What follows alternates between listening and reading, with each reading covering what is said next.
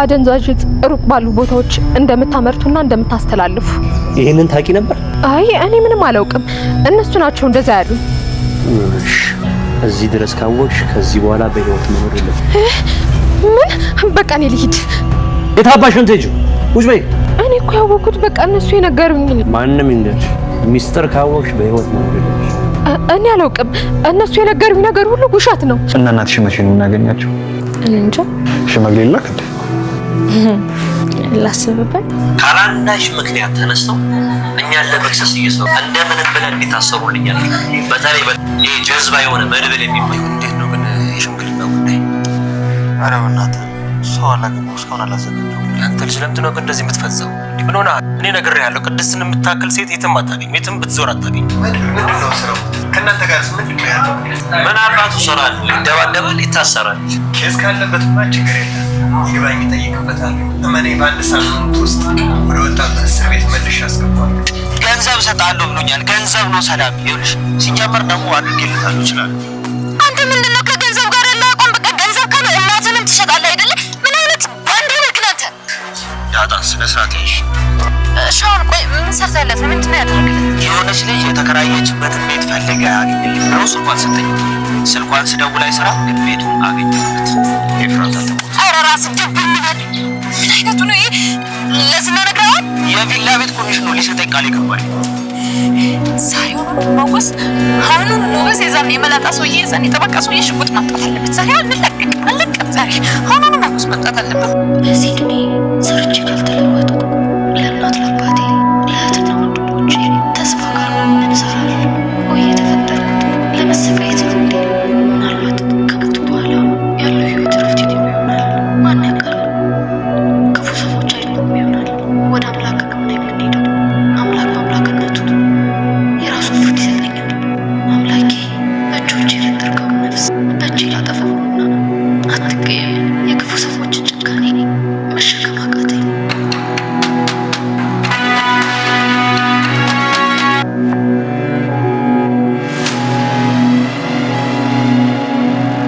ትህትና ባለፈው በዛች ቢላ የዝናን ስስ ቦታ ወግቼ ከዛም በኋላ ራሴን ነፃ አወጣለሁ የሚለውን ነገር አስባ ተዘጋጅታ እየጠበቀችው ነበር።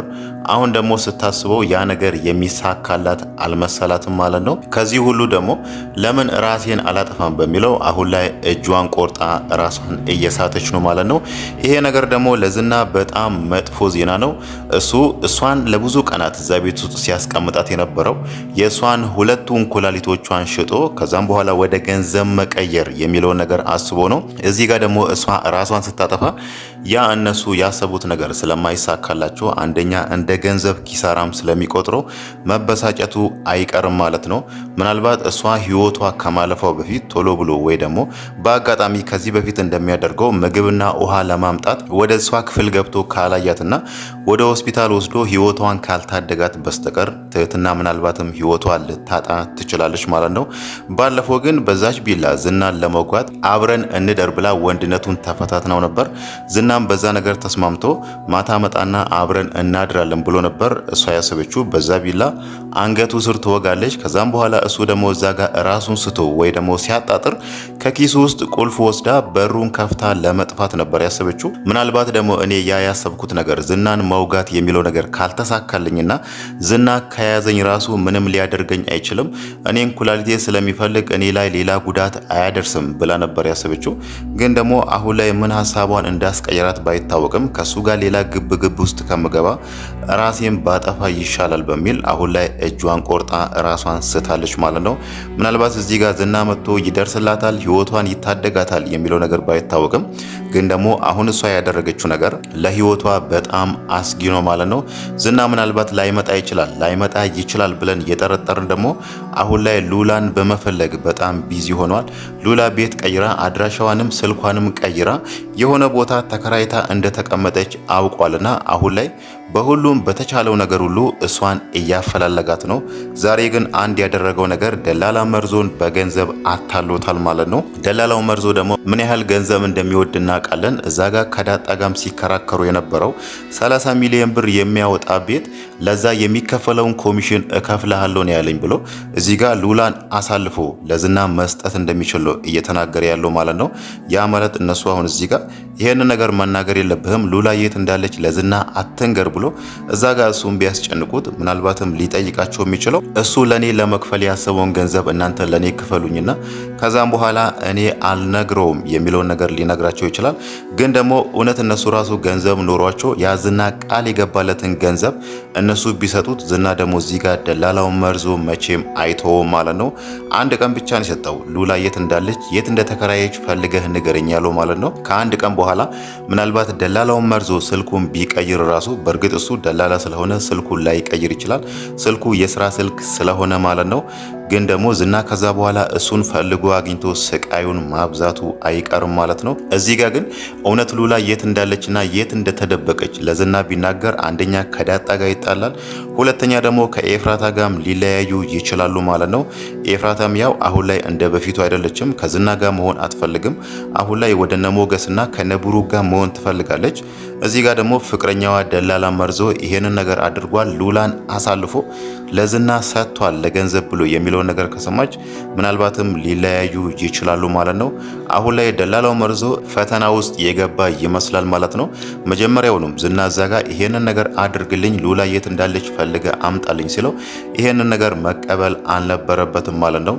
እሱ ግን ያሰበው እዛ ጋር ዝና እየጠራለትን ገንዘብ ነው። አንድ ቤት 30 ሚሊዮን ብር የሚሸጥ ከሆነ ለዛ የሚከፈለውን ያህል እሰጥሃለሁ ሲል የሚያገኘውን የኮሚሽን ብዛት አስቦ ይሄንን ነገር ተስማምቶ ተቀብሏል ማለት ነው። ዝናም ያው ምን አይነት ሰው እንደሆነ እስከዛሬ አይተናልና እዛ ጋር አሁን ደላላው መርዞ ቃል ገብቶለት ኬትም ብዬ አፈላልጌ አመጣልሃለሁ ብሎ ተስፋ ሰጥቶታልና ዝና አሁን ከአንድ ቀን በኋላ ደውሎ የት ነው ያለችው የቤት ቁጥሯ የትኛው ነው ብሎ ይጠይቀዋል። ያኔ ደግሞ አልነግርህም እንደዚህ ብሎ ሌላ ነገር ውስጥ ከገባ ምናልባት ደላላው መርዞ ስቃዩን ራሱ ላይ ሊያውጅ ይችላል ማለት ነው። ሌላው ነገር ደግሞ ዝና አሁን ላይ እያደረገ ያለው ሉላን መፈለግ ብቻ ሳይሆን ሞገስና መድብል ብሩክም አንድ ላይ እንዲታሰሩ ባለፈው እነ ሞገስና ሉላን ሲያስጨንቃቸው የነበረውን ጠበቃን አሁን ላይ ይሄንን አሳይመንት ሰጥቶታል ማለት ነው።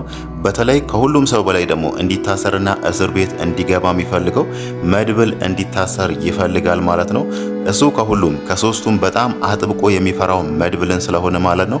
መድብል ያኔ ዝናን አግቶ የሆነ አሮጌ ቤት ውስጥ አስቀምጦ ምን ያህል ሲያሰቃየው እንደነበረ አይተናልና ምናልባትም መድብልን ተጋፍጬ ላላሸንፈው እችላለሁ የሚለው ነገር አስቦ ይሆናል ከሁሉም ሰው በላይ መድብልን እስር ቤት አስገባልኝ ብሎታል። በእርግጥ መድብል ከዚህ በፊት እስር ቤት ገብቶ ነበር የሆነ ወንጀል ሰርቶ፣ ግን ደግሞ እዛ ጋር የተፈረደበትን ቅጣት ጨርሶ ነው የወጣው። አሁን ላይ ግን ለጠበቃው እያለ ያለው ከዚህ በፊት የተከሰሰበትን ያንን ፋይል ይኸውና ይግባኝ ብለ እሱ ድጋሜ እስር ቤት እንዲገባ አድርግልኝ ብሎታል። ግን ደግሞ እዛ ጋር አንድ የጠቀሰለ ነገር አለ። ጠበቃው ምንድነው ይሄ መድብል የምትሉ ሰውዬ ስራው ምንድነው ሲል ምንም ስራ የለውም ዝም ብሎ ከሰው ጋር መጣላት ነው የሚለውን ነገር እቺን ፍንጭ ሰጥቶታልና ምናልባት እዛ ጋር ጠበቃው መድብል በአንዳች ምክንያት ከሆነ ሰው ጋር እንዲጣላ ሌላ ሰው ያዘጋጁና የሆነ ድራማ ሰርቶበት መድብል ደግሞ ከዛ ሰው ጋር ከተጣላ ሰው ጎርተሃል ከሰው ጋር ተጣልተሃል በሚለው እስር ቤትም ሊያስገቡት ይችላሉ ማለት ነው። ግን ደግሞ ጠበቃው እዛ ጋር እርግጠኛ የሆነና ለዝና ቃል የገባለት ነገር በአንድ ሳምንት ውስጥ እሱን ወደ እስር ቤት እመልሳለሁ አንተ ምንም ነገር አታስብ ብሎታል ማለት ነው። ዝና ግን አሁን ላይ ይሄንን ነገር ፈርቶ መድብልና ብሩክ ሶስቱም አንድ ላይ እስር ቤት እንዲገቡ የፈለገው እነሱ እሱና ካሌብ ላይ የከፈቱትን ክስ አይቷል። እናም ደግሞ ስራቸው ራሱ ያኔ ማህሌት ጠቅሳላችሁ ነበር አደንዛዥ እጽ እያመረታችሁ ወደ ውጪ እናም ሀገር ውስጥ እንደምትሸጡ ያውቃሉ የሚለውን ነገር ስትነግረው ይሄንን ነገር ካወቁማ ለእኛም አደጋ አለው በሚል ነው አሁን ላይ እነሱ ሳይቀድሙኝ እዛ ጋር የጀመሩትን ክስ ሳይጨርሱ እዚህ ጋር እነሱን መቅደም አለብን በሚለው አሁን ላይ ይሄንን ነገር ከጠበቃው ጋር እየተማከሩ ያለው ማለት ነው። ሌላም ያሰበው ነገር አለ። ምናልባት ክሱን ሳይጨርሱ ሊሞቱም ይችላሉ፣ ልንጨርሳቸውም ልናስወግዳቸውም እንችላለን የሚለውን ነገር አውርቷል ማለት ነው።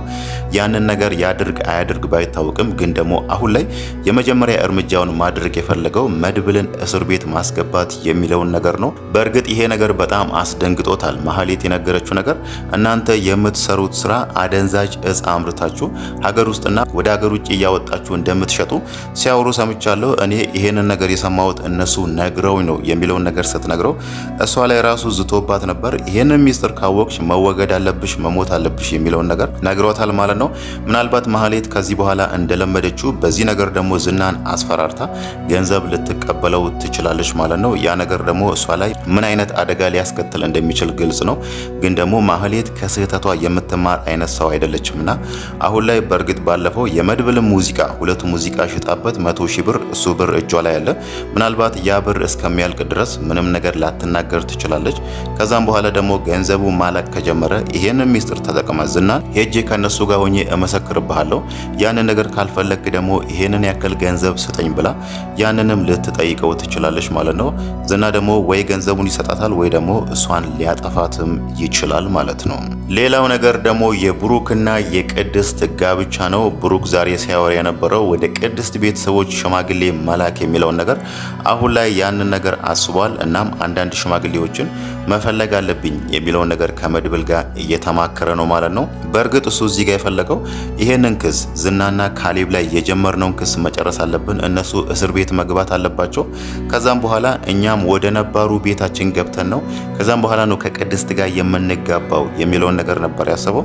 ግን መድብል ይሄ ነገር እንደማይሆንና እቺ ልጅ ቅድስት ለብዙ ጊዜ አንተን ስትጠብቅ ነበር፣ ክሱንም እያስኬድን ከዛም እናንተም ትጋባላችሁ፣ ሁለቱንም አንድ ላይ ማድረግ እንችላለን የሚለውን ነገር አሳምኖታል። ግን እዛ ጋር መድብል ይሄንን ሐሳብ ባያነሳ ኖሮ ብሩክ ያሰበው ዝናና ካሌብ እስር ቤት ከገቡ በኋላ ሁሉንም ነገር ጨርሶ ነገሮች አልጋ ባልጋ ከሆኑለት በኋላ ከዛም በኋላ ከቅድስት ጋር እንጋባለን የሚለውን ነገር ነበር ያሰበው። ምናልባት ደግሞ በዚህ መሃል ሊፈጠር የሚችል ነገር አይታወቅም። ባለፈው ማህሌት በእነሱ መሃል ገብታ እንደረበሸቻቸው ምናልባትም የሆነ ነገር በመሃላቸው ገብቶ ሊረብሻቸውም ይችላል ማለት ነው። እዚህ ጋር መድብል ብሩክን የመከረው ነገር በጣም ጥሩ ነው። ምናልባት አሁን ላይ ዝና እያሰበ ያለው ነገር መድብልን እስር ቤት ማስገባት የሚለው ነገር እውነትም ጠበቃው እዛ ጋር ለዝና ቃል በገባው መሰረት በአንድ ሳምንት ውስጥ መድብልን እስር ቤት ካስገባው ምናልባት ሽማግሌ ወደ ቅድስት ቤተሰብ መላክ የሚለው ነገር ሊቀር ይችላል። ከዛም በኋላ እንዴት አድርገን መድብልን ከእስር ቤት እናውጣ፣ እንዴት አድርገን እሱን ነፃ እናውጣ በሚለው በዛ ነገር ለመራሮጥ ደግሞ እዚህ ጋር የሽማግሌውን ነገር ለተወሰነ ጊዜም ገታ ሊያደርጉት ይችላሉ ማለት ነው።